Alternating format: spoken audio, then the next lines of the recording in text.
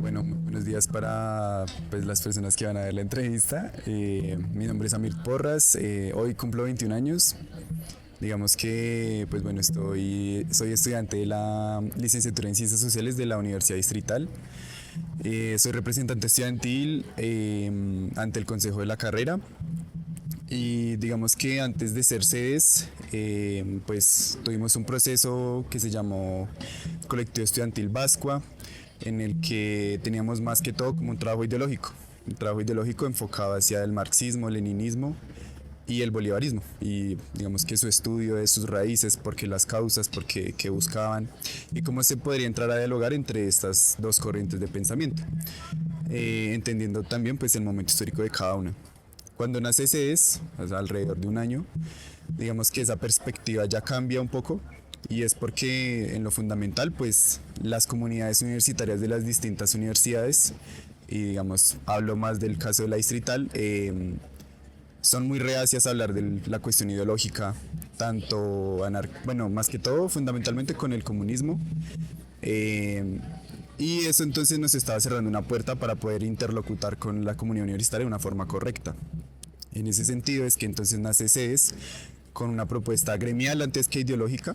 Eso no quiere decir que no hayan personas que se reconozcan bajo distintas ideologías dentro de CES, pero como tal CES no tiene una ideología, tiene un trabajo gremial, tiene un trabajo que, digamos, que pugna por los intereses de la clase trabajadora, del sindicato mixto de trabajadoras y trabajadores de universidades nacionales públicas, Intraunal, y también defiende la educación.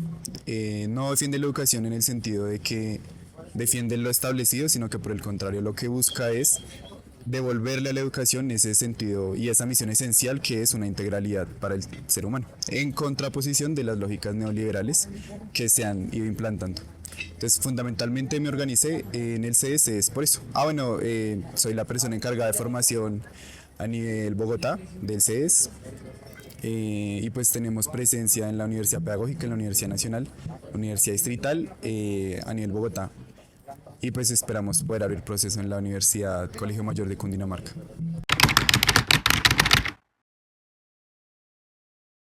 Mi nombre es Carlos Acero, yo soy abogado, estudié Derecho y una maestría en Derecho Internacional en los Andes. Soy asesor legislativo de Jennifer Pedraza en los asuntos jurídicos y también como del contexto y coyuntura política. Y así como ella, también vengo como de una historia de haberme formado en el movimiento estudiantil.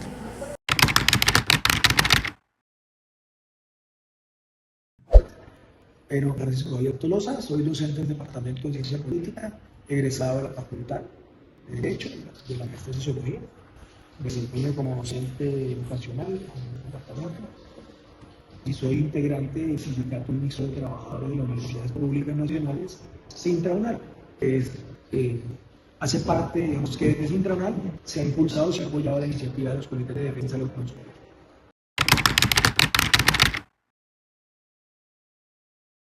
Bueno, mi nombre es Natalia Bautista Reyes, tengo 18 años. Ahorita en este momento soy aspirante a entrar a la Universidad Nacional, bueno, principalmente artes plásticas.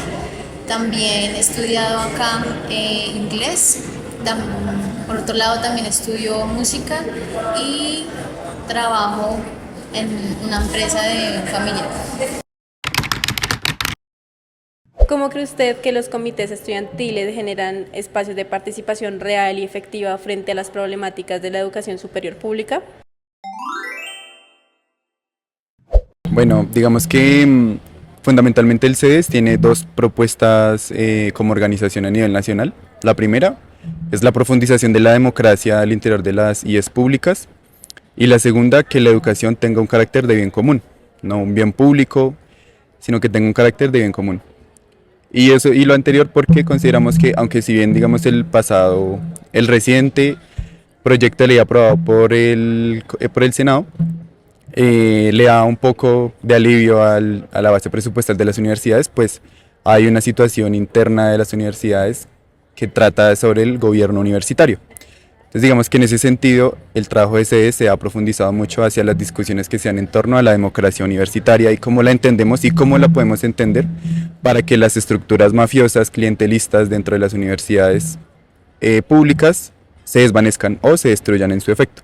Es por eso que, digamos, empezando este año, se hizo también, digamos, en participación y colaboración con distintas organizaciones estudiantiles, el Congreso Nacional por Democracia Educativa, que se desarrolló en Cartagena, si no estoy mal, creo que en febrero.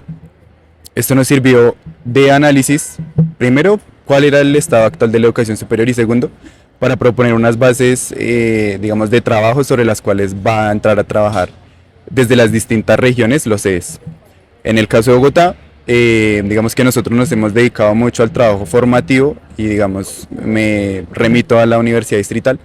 Acá nosotros tenemos un espacio que se llama Escuela de Formación de Liderazgos Estudiantiles Oscar Salas. Es una escuela que nace con el propósito de darle alternativas al estudiante para que tengan la posibilidad de analizar las problemáticas estructurales, financieras, democráticas y de autonomía dentro de la universidad, para que de esta forma él o ella vaya tomando conciencia de su papel y su compromiso con respecto a la universidad que lo está acogiendo. En ese sentido, digamos que estamos proponiendo desde esta escuela todo un desarrollo de 4 ejes fundamentales. El primero es la protección de las personas que toman la bandera de la defensa de la educación superior, independientemente si es con sedes o no es con sedes. Ahí tenemos digamos, 2 componentes. El primero, la defensa de los derechos humanos, y el segundo, el papel de la mujer dentro de la transformación de la sociedad y por ende de la universidad.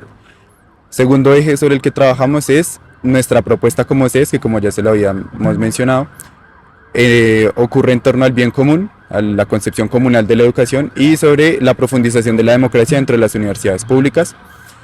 Tercer eje, nosotros trabajamos lo que viene siendo nuestra guía de contexto de qué es lo que está pasando en las universidades. Es por eso que al interior de la distrital, bueno, pongo el ejemplo de la distrital, pues es porque es mi primer escenario de militancia. En la distrital pues nosotros tenemos un nuevo estatuto general, un reciente estatuto aprobado, y en ese sentido pues ya es importante ver entonces cómo se está entendiendo con el nuevo estatuto la democracia y qué tenemos que hacer para digamos que transformarlo y profundizarlo al interior de las universidades públicas. Cuarto y último, nosotros manejamos también digamos unos elementos teórico-prácticos sobre el ejercicio de la defensa de la educación superior, que viene siendo como la propaganda, qué es lo organizativo, a qué le apuntamos. Entonces considero que, digamos, dentro del espacio del CES, dentro de la Universidad Distrital, nos centramos en la Escuela de Formación Oscar Salas. Eso no quiere decir que no hayan otros escenarios, también tenemos escenarios de cineforos y por supuesto pues participamos activamente de las asambleas generales, de las asambleas de proyecto y de las asambleas de facultad. Nosotros como sedes de la Universidad Distrital le hemos propuesto a la comunidad universitaria de la Distri una serie de mínimos bajo los cuales se vayan a construir los estatutos derivados del Estatuto General que recién se aprobó. En ese sentido pues tenemos unas consignas como que el CSU o la siguiente rectoría que asuma la distrital tiene que hacer un programa gradual en donde se formalicen y se vinculen de forma directa a los trabajadores de mantenimiento, los trabajadores las trabajadoras de limpieza, de servicios generales y la celaduría. Tienen que ser contratadas directamente con la universidad para pasar a un lado el tema de las OPS. Y digamos que en ese sentido es una serie de exigencias, para no entrar en detalles. Digamos que el comunicado que se realiza, la propuesta que se le hace a la universidad, a la comunidad universitaria, es una serie de mínimos bajo los cuales nosotros debemos desarrollar el trabajo con este nuevo estatuto aprobado, que aunque si bien es una conquista para la universidad y para el movimiento estudiantil en general, también nos demanda unos nuevos retos. Ahora bien, en la Universidad Nacional pues se están desarrollando, digamos, una serie de espacios y se están, digamos, que construyendo hasta ahora una serie de espacios relacionados a unas sesiones de formación con el proceso constituyente que lleva la Universidad Nacional, eso cómo lo entiende la gente. Digamos que esto fundamentalmente lo hacemos y digamos que también en la pedagógica tenemos incidencia, solo que pues digamos que un poquito de menor medida pues por la cantidad de personas que están allí trabajando con nosotros, las compañeras. Pero entonces nosotros realizamos este trabajo, digamos, amplio con la gente con la finalidad de lo siguiente. La primera es darle herramientas al estudiante, independientemente si es en una escuela o si no es en una escuela, que en las discusiones asamblearias, tanto en los espacios de formación, el estudiante tenga la posibilidad de sentar una postura consciente de la problemática que abarca la universidad, que abarca el sistema educativo nacional. Y lo segundo es porque el día de mañana, si nosotros como organización planteamos una postura a un gobierno nacional, debemos haber tenido o debió haber existido un trabajo anterior a ello. ¿Para qué? Para que las compañeras y los compañeros estudiantes no organizados en el CES se sientan recogidos bajo esa propuesta, que básicamente en lo que nos ayudaría a nosotros en ese sentido y al grueso de la comunidad universitaria es que haya una mayor movilización política alrededor de lo que se propone. Pueda que no únicamente como CES, pueda que se haga como CES y como ANGECO o como ACEU o como JUCO. Nosotros planteamos siempre una idea de unidad. Nosotros planteamos no una idea de egocentrismos, sino que por el contrario siempre hemos propendido por un trabajo unitario entre las distintas universidades y entre las distintas organizaciones, que a fin y al cabo lo que nosotros buscamos como organización es, y como organizaciones, es la defensa de la educación superior, independientemente de cómo la entendamos, pues no somos enemigos una organización de otra. Más bien nuestro enemigo es aquella persona o aquel funcionario del Estado que intente ver la educación como un servicio. También hay un espacio fundamental en el que nosotros nos estamos enmarcando precisamente para, digamos que, volvernos cercanos a la comunidad universitaria de las distintas universidades a nivel Bogotá, y es la Escuela Itinerante CES. Es una escuela que se realiza nuevamente con el objetivo es de hacer un análisis de coyuntura y realizar, digamos, unas propuestas muy puntuales respecto a las problemáticas que se han venido desarrollando dentro de las universidades. ¿Por qué itinerante? Porque se realiza en la Universidad Pedagógica una semana, en la Universidad Nacional otra semana y en la siguiente semana en la Universidad Distrital, y así vamos, digamos que rotándonos. Esta semana que pasó se desarrolló en la Universidad Nacional, tocamos el tema del poder constituyente y la autonomía universitaria de cara también a la coyuntura por la que está pasando la Universidad Nacional con el Consejo de Estado y la nulidad de la demanda de Múnera en contra de la elección de Peña. Y pues también digamos que eso en esperas y a vísperas de también la decisión que va a tomar el Consejo de Estado sobre la elección y la demanda que puso Paloma Valencia en contra de la elección de Múnera. La siguiente semana que viene va a ser acá en la Universidad Distrital y vamos a trabajar lo que viene siendo la Ley 30 y la concepción de mercantilización que tiene esta para con la educación superior. Bueno, yo creo que estos comités o grupos de participación tienen como dos grandes atributos. Por una parte, son como una primera aproximación de la juventud que no está acostumbrada a participar en política a los asuntos políticos.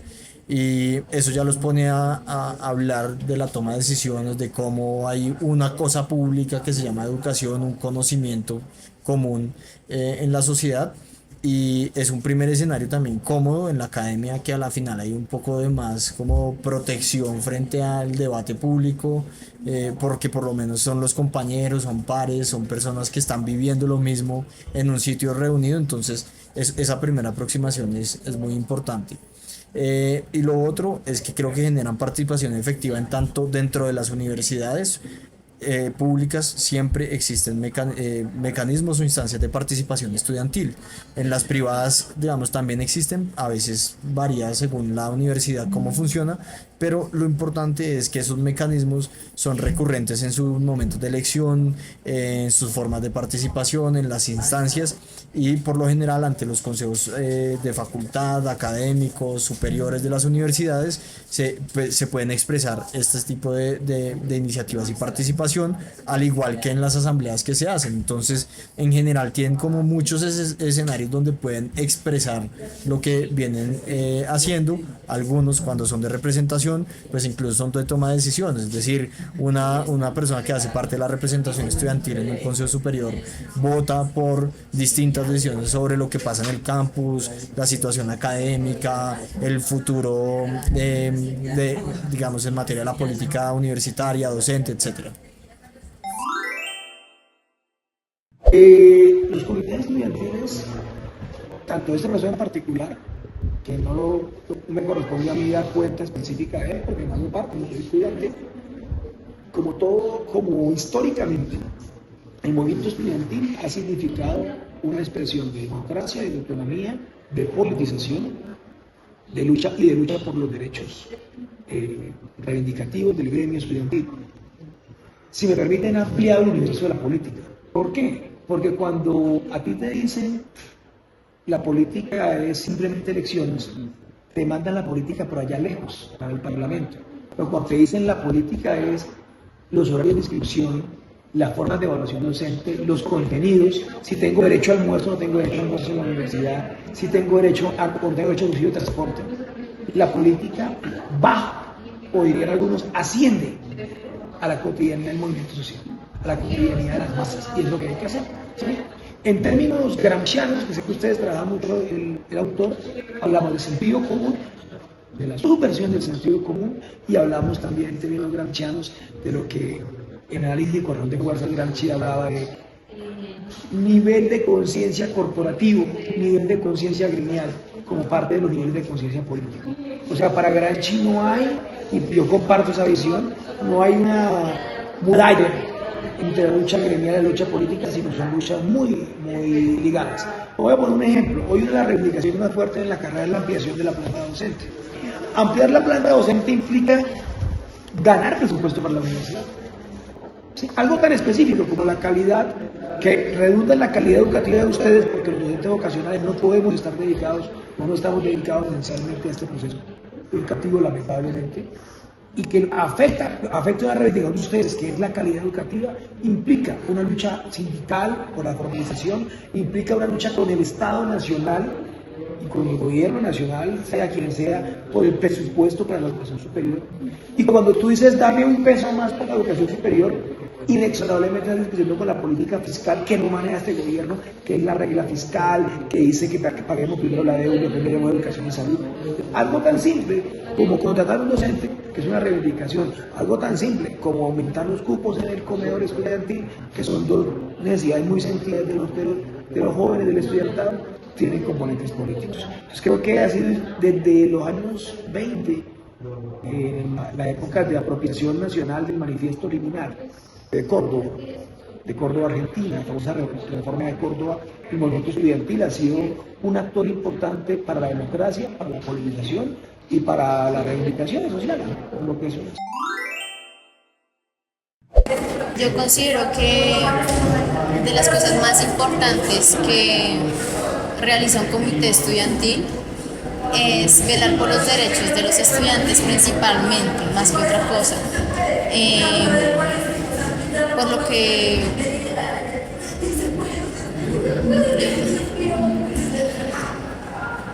Por lo que realmente considero que estos representantes deben estar muy bien informados de las problemáticas que ocurren en sus universidades, en cada una, sobre qué cosas aquejan a las mayorías y a las minorías, sin quitar a ninguna de las dos ni sobrebajarla sobre otra. También ser muy conscientes de que no solo son una figura pública, sino también política, que tienen que, tanto como estar ahí en el consejo estudiantil apoyando, también estando informando a sus estudiantes de lo que pasa y no solo volviéndolos como una figura más, sino volviéndolos realmente un conjunto que hace parte también de este consejo estudiantil, a pesar de que no todos tengan la oportunidad de participar en estos espacios.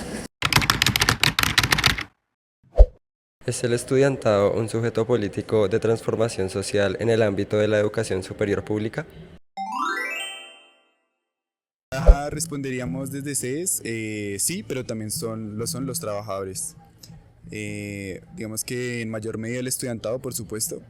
No se puede negar que muchas veces algunos docentes tienen vicios de, pues como ya tienen muchos contratos o cuando ya perciben un salario mucho más alto, al parecer como que se les olvida o se sale de la vista, se les sale del panorama, mejor dicho, la lucha por una justicia social, por una paz con justicia social, por unas reivindicaciones históricas. Y digamos que ese es el caso de muchos profesores que no responden ya ahora a los intereses del estudiantado, de las mayorías de la comunidad universitaria, sino que por el contrario responden ese entonces a los intereses de esos grupos de poder económicos y políticos al interior de las universidades. Diría que son los trabajadores, también me refiero a trabajadores en el sentido general, No hago la división entre trabajo intelectual o trabajo físico o trabajo manual, porque considero que es un trabajo. Independientemente de si a ti te pagan por hacer X o Y cosas, es un trabajo el que tú estás realizando y en ese sentido consideramos a los trabajadores de servicios generales, a las trabajadoras de servicios generales, de mantenimiento y de las compañeras y los compañeros de vigilancia, que son un actor fundamental a la hora de transformar la universidad, democratizarla fundamentalmente. Y es por lo que les había comentado un poco en la anterior pregunta, y era el hecho de que, digamos, en la Universidad Distrital en el nuevo estatuto no hace parte de la comunidad universitaria la trabajadora de servicios generales, el celador ni el de mantenimiento, porque solamente para la Universidad Distrital son los trabajadores las personas que tienen cargos administrativos. Entonces, en ese sentido, ahí hay unos vicios, diría yo, de pequeño burguesía intelectual, podría llamarse. Y en ese sentido, pues nosotros no vamos con eso. Nosotros sí consideramos al estudiantado como el sujeto revolucionario de la educación superior pública en Colombia, pero al tiempo que es el estudiante no es nada sin el apoyo del trabajador. Y así como el trabajador no es nada sin el apoyo del estudiante, es una relación recíproca. Es por eso que también se plantea esa unidad entre trabajadores a nivel general y estudiantes, como es el caso de Sintraunal. CES es la facción estudiantil de Sintraunal y en ese sentido nosotros defendemos los intereses de la clase trabajadora. Y es por ello que Sintraunal es muestra de que somos trabajadores. Independientemente si eres profesor, si eres de mantenimiento, si eres de servicios generales, eres un trabajador y tú te acoges a un sindicato que aboga por la defensa de tus intereses primero como persona y segundo como clase. Entonces, en ese sentido, la respuesta corta sería sí, pero le añadiría el tema de los trabajadores. Creo que sí, y no solamente es como una percepción, sino que creo que la historia política de Colombia nos muestra al estudiantado como sujeto de transformación política. Y casi nunca además como un sujeto o nunca como un sujeto de regresión política y lo explico mucho de la siguiente manera. Uno puede recordar de pronto en la dictadura de Gustavo Rojas Pinilla que hubo unos movimientos estudiantiles que reaccionaron a ese tipo de apuestas de forma de gobernar. La séptima papeleta, digamos, también fue una reacción importante que venía desde el estudiantado para promover la creación de una nueva constitución. Independientemente de cómo se constituyó y demás, yo no soy muy fan de esa séptima papeleta o de ese grupo, pero sí es muy interesante que fue como un sujeto activador de una nueva constitución que a mi juicio era necesaria así cambiar. Y en los movimientos estudiantiles más recientes de este siglo, pues entonces uno ve a la MAN en su momento en el 2011 o después en el 2018, el movimiento por la educación de las universidades públicas, y uno siempre los ve como con propuestas, con iniciativa, con causar nuevos debates necesarios para la sociedad y que le ponen una agenda política y de conversación al país. Entonces, sin lugar a duda, terminan siendo un factor de generar ideas, controversia, política, discusión y muchas veces propuestas. Puede y debe serlo. Los sectores sociales y los sectores de clase, en este caso el estudiantado es un sector social, en sí mismo tiene unos intereses, pero solo cuando asume conciencia de estos intereses, cuando se convierte en un sujeto, se convierte en un sujeto político. Si me hago entender. Segundo, el estudiantado es un sector pluriclasista, plural ideológicamente, ¿no? Pero yo creo que efectivamente, y lo está demostrando la coyuntura, la juventud en Colombia es un sujeto básico para la transformación social. No solamente en la movilización, sino en sus reivindicaciones. ¿Por qué? Es porque yo hago la pregunta sencilla, la más sencilla. Pues yo entré a esta universidad hace 25 años, entrábamos 30 a ciencia política por semestre, ustedes entran más de 100. ¿En qué van a trabajar 10.000 politólogos en 5 años? Y eso tan simple que tú como politóloga, que él como politólogo reivindican que es la visión muy dada de nuestros padres y de nuestras familias, que es la educación como parte de un ascenso social, implica entrar en contradicción con la estructura social colombiana. donde no hay trabajo, no digamos para los politólogos, las politólogas, no hay trabajo para los físicos, para los médicos, ¿sí? O sea, la educación crea, el estudiantado es un sujeto que está obligado a abrirse campo en una sociedad y en un régimen que han sido excluyentes. Y han sido excluyentes para los viejos, mucho más para ustedes que tienen todo el camino por delante. Pues creo que ahí está ese punto. Yo considero que sí, completamente. De hecho, creería que es de los más importantes en cuanto a este campo, porque ¿quién más va a opinar? ¿Quién más va a decir y alegar sobre las cosas que nos aquejan a todos en conjunto como estudiantes? Sino somos nosotros mismos. No creo que alguien que simplemente trabaje en sus oficinas, instalaciones y nunca vea lo que realmente aqueja a un estudiante que tiene que luchar con horarios, tiene que luchar con profesores, tiene que luchar con transporte, paros o lo que sea. No creo que él sepa muy bien qué decir respecto a qué es lo que aqueja como estudiantes. ¿Qué prácticas, políticas y colectivas considera importante integrar en los procesos de defensa de la educación superior pública? Bueno, yo lo dividiría en 4 ejes fundamentales. El primero es el cuidado colectivo. Se entiende que estamos dentro de un estado que no permite el pensar distinto. Estamos y entendemos que estamos dentro de un estado que persigue el pensamiento reflexivo, el pensamiento crítico. Y ejemplo de eso pues es el caso de digamos, los falsos positivos judiciales, como lo es el profesor Miguel Ángel Miguel Ángel Beltrán, el profesor Pacho Tolosa. Y consideramos fundamental que las prácticas colectivas que se deben fundamentalmente fortalecer dentro del trabajo político y dentro del trabajo organizativo gremial son las prácticas del cuidado. Las prácticas del cuidado en el sentido de la defensa de los derechos humanos de las compañeras y las compañeros que desafortunadamente caigan, presos dentro de una movilización, los derechos humanos que se le deben cumplir y se le deben respetar al compañero que se le abre un disciplinario dentro de alguna universidad por un meeting que se vaya a realizar. Creemos que son ese tipo de escenarios los que se deben alimentar dentro de los procesos organizativos. ¿Para qué? Para que el militante, para que la persona que integre estos escenarios, estas organizaciones, pues fundamentalmente se sienta también respaldada y sienta que no está sola dentro de la disputa que se está librando actualmente. Un segundo eje que diría yo sería el estudio, la formación tanto académica como política, es lo que nos va a dar herramientas para enfrentarnos a ese aparato estatal que muchas veces nos niega toda posibilidad de una universidad que soñamos y que hemos soñado históricamente. ¿Por qué el estudio? Porque si no sabemos leer una ley o no tenemos las herramientas académicas y políticas a la hora de proponer una nueva ley de educación superior, pues no estamos haciendo nada, ¿sí? En ese sentido, y el ejemplo más tácito de lo que estoy diciendo en este momento fue la experiencia de la MANE con el 2011.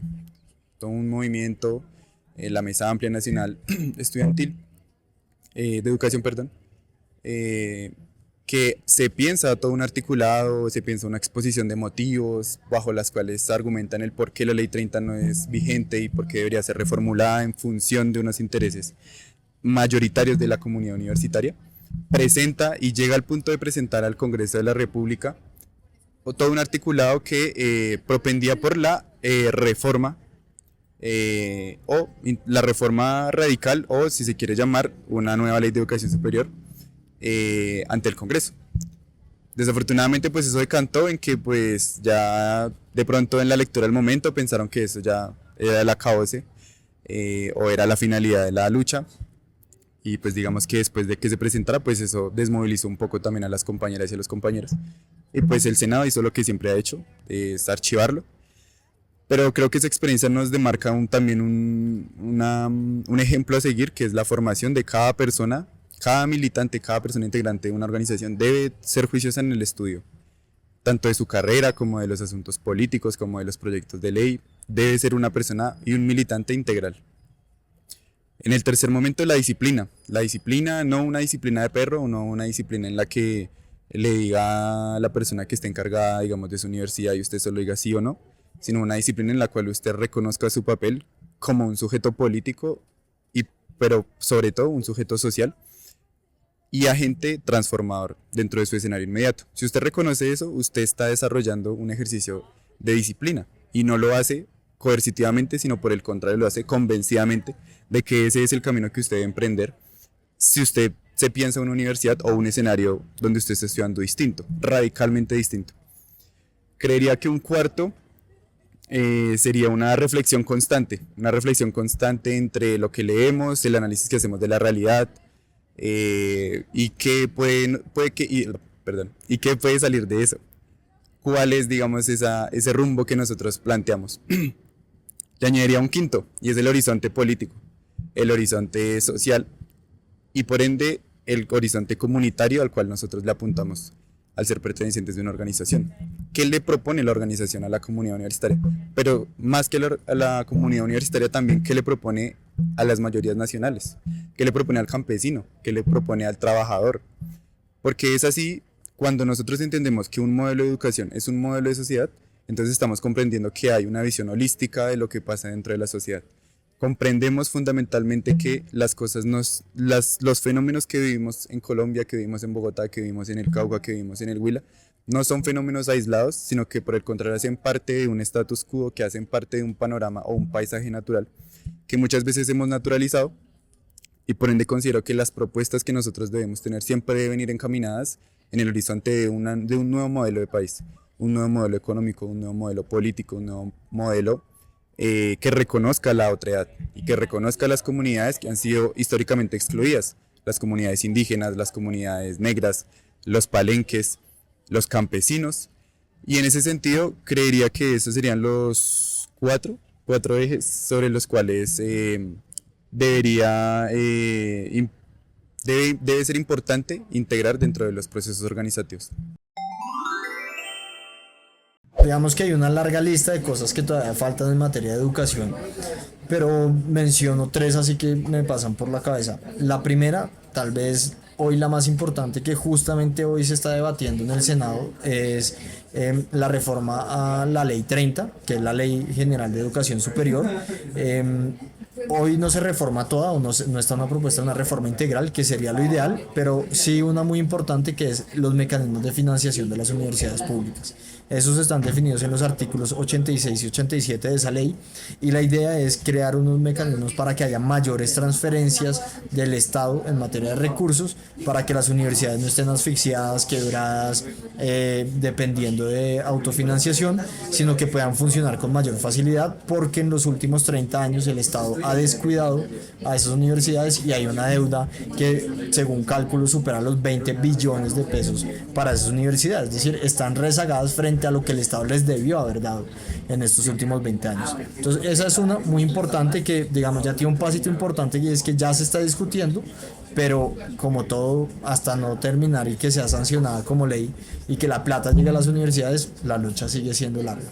Otra que me parece muy importante es la democracia dentro de las universidades, y esto no solamente dentro de las públicas, sino también las privadas, pero es que las instituciones tengan mecanismos de representación democrática en los distintos estamentos, es decir, que a los representantes estudiantiles no los elija el rector, los administrativos de la universidad, sino que sea un proceso verdaderamente participativo y democrático, que sea una elección del estamento. Claro, cada universidad definirá cómo es su proceso democrático, pero que existan y participen. Sobre eso, el movimiento estudiantil ha discutido mucho, y actualmente con Jennifer Pedraza, con Eric Velasco, que es otro representante que en su momento fue el movimiento estudiantil, de partidos distintos, además, estamos trabajando en un proyecto que ya está para cursar primer debate sobre ese asunto y poder democratizar más la participación de los estudiantes. Y finalmente, uno que es muy novedoso en Colombia, yo no sé si ustedes saben, pero la educación no es obligatoria en los grados de 10º y 11, es como opcional. Y eso ha generado unas brechas también de acceso, y sobre todo de acceso a nuevas oportunidades a los y las jóvenes. Entonces, generar esa obligatoriedad sería muy bueno, y eso sería una transformación en la constitución política. Entonces, son como otras iniciativas que yo tengo como en mente que hay que seguir avanzando, y pues seguramente habrá muchísimas más que habrá que explorar. Primero, Creo que es el momento de la organización gremial, de la movilización. Sí, o sea, yo creo que hay un repertorio válido de acción social de parte del estudiantado que hay que retomar, ¿sí? Que no hay que renunciar a él, a la calle, a las marchas, a los consejos estudiantiles, a los grupos de investigación y estudio, pero también ustedes son una generación distinta, nativos digitales, paridos en este siglo, etcétera, que obliga con identidades más diversas, con dinámicas de lenguaje y de comunicación disímiles. Ahorita les hago llegar lo que yo vengo trabajando al respecto. Gracias. Y por eso se deben innovar formas. Entonces, ¿cuáles son las formas con las que se deben integrar? Las que requieran ustedes como generación, las que permitan movilizarse. En algún momento acá hubo bailatones, ¿sí? En el marco de la MANE, por ejemplo. La gente se reunía a bailar para apoyar la educación. Eso fue válido en su momento. Entonces, de pronto, hoy ustedes pueden tener otras formas digitales de acción. Y hay que decirlo, los sectores más reaccionarios, como lo muestra el caso reciente en Utah, vienen usando nuevas tecnologías y vienen usando nuevos repertorios de acción, organización y movilización acorde al momento digital. Considero que debemos ser más conscientes de cuánto presupuesto realmente se le está asignando a las instituciones de educación superior públicas. También cómo les afecta el hecho que no haya tanto trabajo, que los profesores no sean de la misma calidad de pronto que una universidad privada, o que estas opiniones sigan siendo así, como que realmente haya un querer colectivo de una comunidad estudiantil que diga que realmente las instituciones públicas son igual o más importantes que una institución privada, que realmente no tiene los mismos problemas que una institución pública. Entre los diferentes grupos representativos de estudiantes, ¿existe actualmente unidad política para la defensa de las universidades públicas? Sí, digamos que lo fundamental es porque el movimiento estudiantil, pues no hay movimiento estudiantil.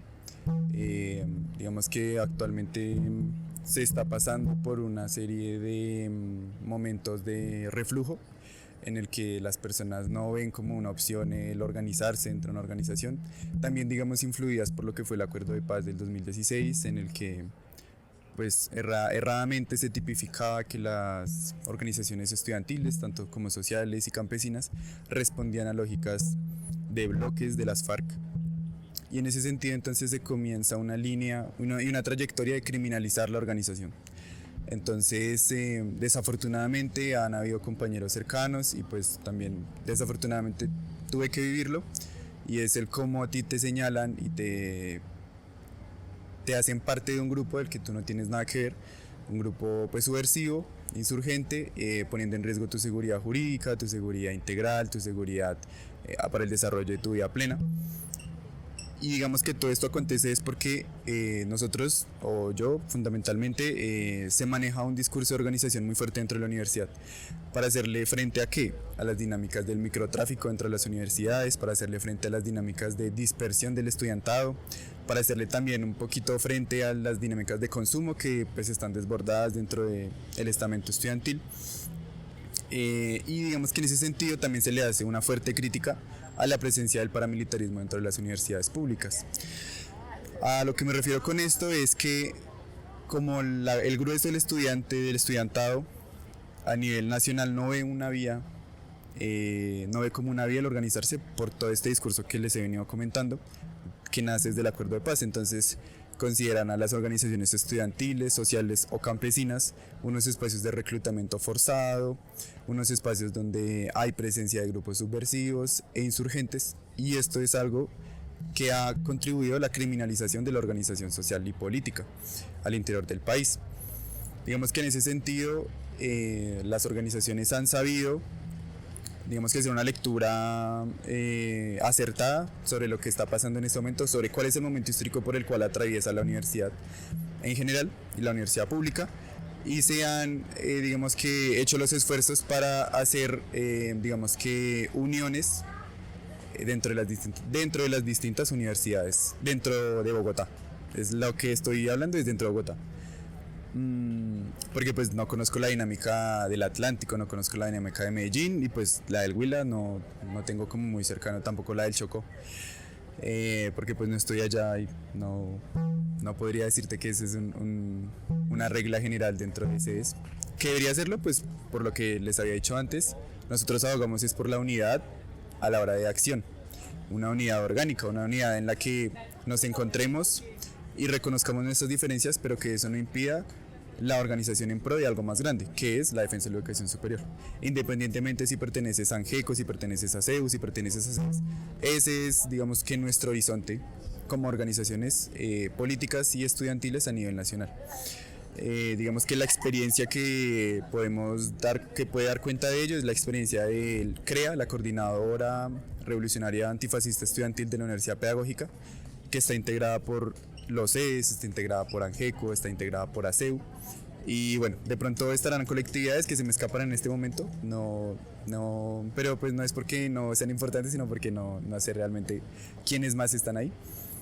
Lo puede ser, digamos, en la Universidad Nacional, los acercamientos que hemos tenido como CES, como con Defendamos la UN, con ANGECO y con ASEU, nuevamente en la creación de una plataforma, nuevamente en la creación de, digamos, la creación de una agenda, la cual, digamos, pues responde actualmente dentro de lo nacional a una coyuntura muy específica, que es el tema de elecciones.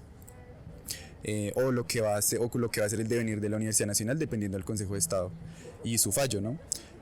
En torno a eso nos hemos organizado. Y digamos, al interior de la Universidad Distrital, sí, netamente con ASEU, ANGECO y CES, hemos venido trabajando en la construcción de una plataforma unitaria que recoja banderas, que recoja principios y que recoja bajo las banderas que nos vamos a unir para nuestro accionar político, de propaganda, nuestro accionar académico y nuestro accionar de agitación fundamentalmente.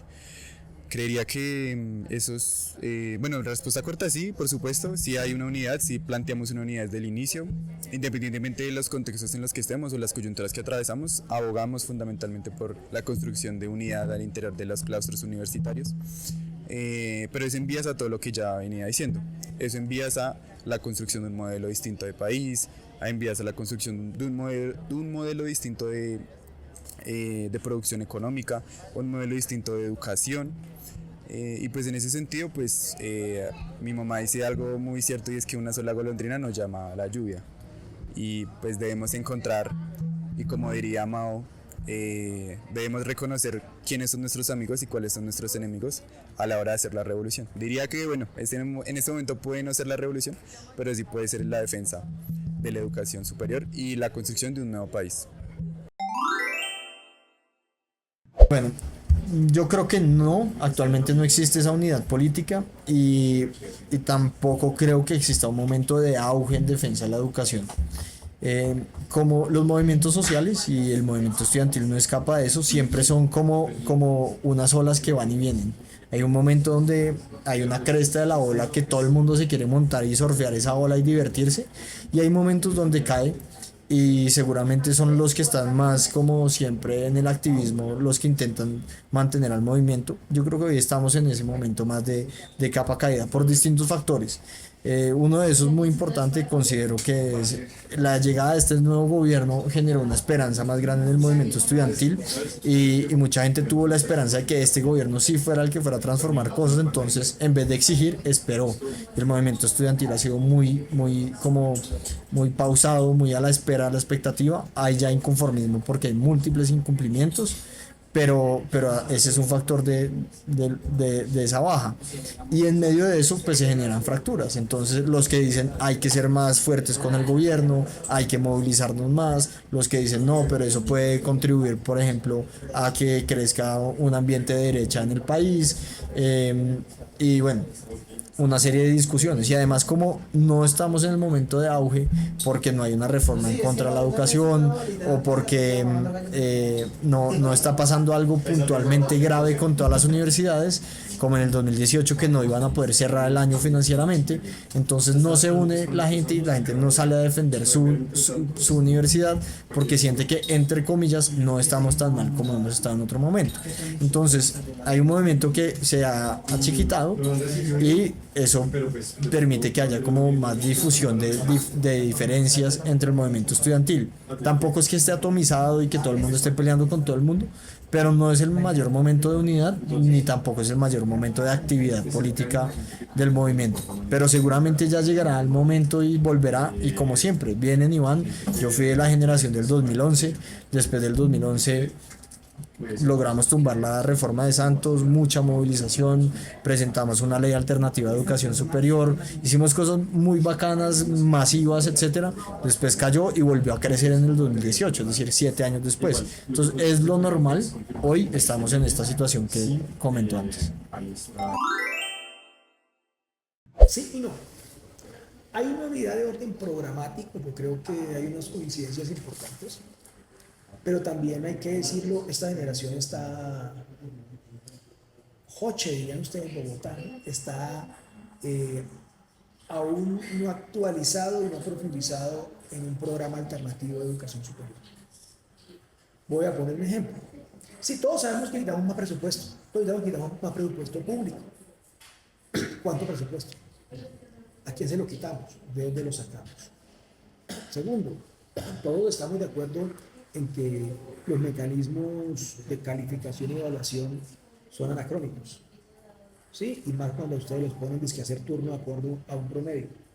Pues, ¿qué movimiento pedagógico se impulsa ahora? ¿Qué renovación pedagógica planteamos? Nadie está de acuerdo con que al rector lo impongan a dedo desde un órgano externo. Pero, por ejemplo, ¿qué proponemos para elegir directivas? Sobre eso hay bemoles, y falta elaborar. Y creo que el proceso de la constituyente en la Universidad Nacional va a permitir no solamente decir estamos en contra de, que es la parte fácil, sino estamos a favor de. Yo no estoy de acuerdo que la policía entre al campus, pero tampoco estoy de acuerdo con lo que me pasan los jueces de frente, ¿sí? Entonces, eso tan simple, yo también se lo pregunto a cada uno de ellos, es muy difícil. Lo segundo, la unidad está en grandes acciones, pero también, y es el legado de la represión estatal, el movimiento universitario sigue marcado por la división propia del activismo político, y un activismo político que fue el único refugio del estudiantado en las épocas de represión y criminalización durante el Frente Nacional. No sé si ustedes sabían, acá a diferencia de todos los países de América Latina, nosotros no tenemos una federación estudiantil nacional porque Carlos Lleras Restrepo, egresado, ¿dónde está? Allá. El niño del promedio 5 en esa facultad, ¿no? Presidente del Consejo Estudiantil de la Universidad Nacional, en su momento estudiante, prohibió la federación y cerró la universidad 4 años. Entonces, ahí la gente se refugió, fue en grupos más políticos, menos gremiales, y hoy tenemos esa herencia, no hemos podido avanzar en una única organización, aunque hay cada vez mayores sintonías de orden político y programático, pero falta profundizar en la elaboración programática de hoy. Yo no estoy de acuerdo, último ejemplo, yo no estoy de acuerdo con lo que vimos en pandemia de la digitalización. Yo no estoy de acuerdo, pero bueno, ¿cómo dialogamos con esa realidad para ciertos políticos? Realmente sí existe esta unión política entre varios colectivos de estudiantes de diferentes universidades. Sin embargo, en estos últimos años, claramente cada universidad ha tenido conflictos diferentes. Cada universidad pública tiene sus retos por presentar y realmente siento yo que se ha visto un poco separado esos colectivos estudiantiles unos de otros y no hay como tal una fuerza colectiva entre ellos como para hacer un cambio realmente que se vea y transformador en todas las instituciones, no solo de Bogotá, sino también de todo el país. Sí, considero que están constituidas, pero no están unidas del todo.